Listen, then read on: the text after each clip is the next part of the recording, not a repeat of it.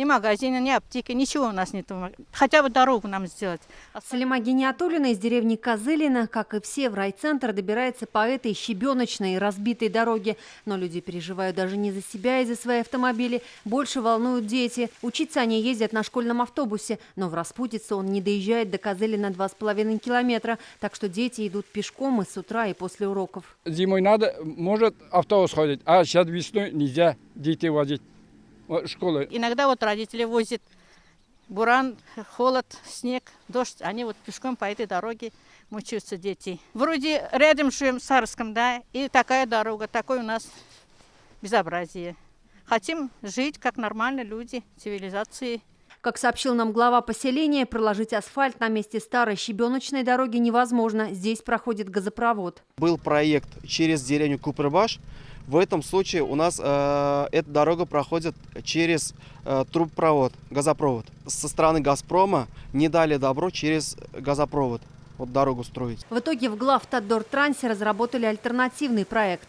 По словам жителей, проект новой дороги был готов еще 3 года назад. Проходить она должна была именно в этом месте, поднимаясь через поле и выходя на трассу Казань-Малмыж. К работам должны были приступить еще в прошлом году, но ничего до сих пор так и не сделано. Проект имеется, но, к сожалению, проект очень дорого стоит. И наших денег, районных денег к этому проекту только не хватит. Чтобы сегодня построить новую асфальтированную дорогу из деревни Козылина в Нижние Метески, как это предусматривает проект, нужно 603 миллиона рублей. По программе самообложения жители собрали 48,5 тысяч. С учетом господдержки набралось около 200 тысяч рублей. Мы тоже хотим туда сделать дорогу, но не в наших только компетенциях это. Там получается протяженность дорог 3 километра 300 метров, но там есть 2 моста. Получается, один мост через река Ия и через реку Казанка. Один мост 42 метра, другой мост 41 метр.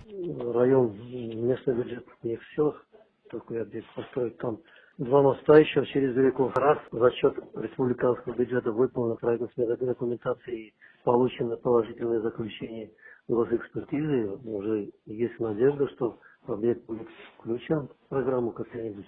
На этот год объект не вошел ни в одну из существующих программ, сообщили нам в Минтрансе.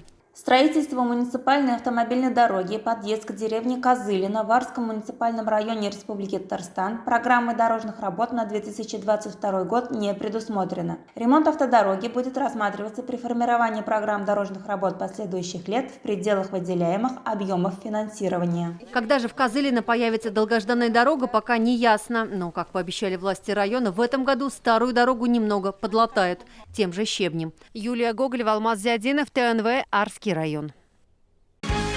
Закажи рекламу на ТНВ. Телефон в Казани 5 705 100.